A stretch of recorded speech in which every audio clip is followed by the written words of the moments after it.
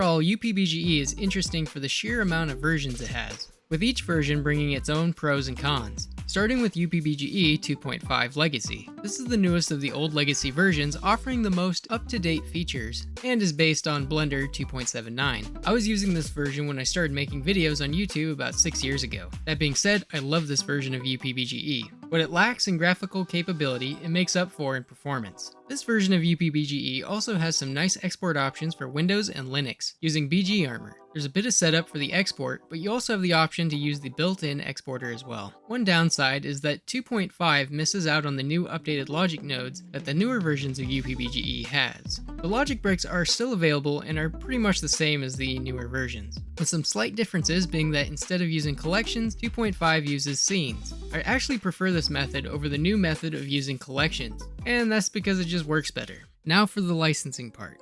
I am not a legal expert, so do your own research. I will have more information on the general public's license in the description below. The Blender game engine, including Upbge, uses a GPL license. Since you must offer the same ability to modify and redistribute the product, you do still have the ability to charge for your games or products, but others also have the right to mod and redistribute this product. Now let's move on to the next version of Upbge. Upbge 0.30. I have used this version for about 2 years after upgrading from 2.5. 0.3 was built off of Blender 2.8 and introduced the Eevee rendering engine, allowing for some much more realistic looking projects. This is also when logic nodes would be introduced, and would allow for much more complex logic to be made over the old logic bricks. When making games in 0.3 and higher versions, you really have to watch what you add. This is probably the biggest gripe I can give the newer versions. It can be difficult to run on lower end machines and can lead to crashes at times, but your mileage may vary. Some people it runs great, and for others it just doesn't.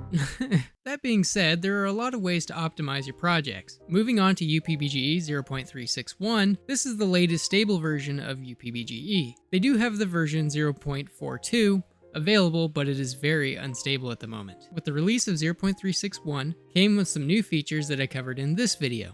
Basically, it added some new additions to the logic nodes and some general bug fixes. So is Upbge worth trying in 2024? Well, yeah, go for it. The Blender game engine has so much potential, and I hope to see many more games made with it. Anyways, I've been Lox, and I will see you later.